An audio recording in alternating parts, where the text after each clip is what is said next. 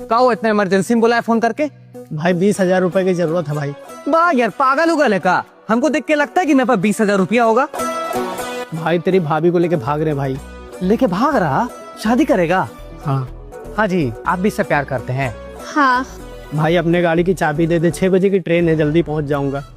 पहले ही बता, घर में क्या बोलता है, कहीं हम पकड़ा गए तो? घर में बोले हैं कि दोस्त की पार्टी में जा रहे हैं। और ये क्या बोली है? ये बोली है पार्लर जा रहे हैं। लो चाबी लो, जाओ हम पैसे का इंतजाम करते हैं। और हाँ, ये हेलमेट भी लेके जाओ, मेन रोड में चेकिंग रहता। ठीक है, जाओ पहुंच के फोन करना।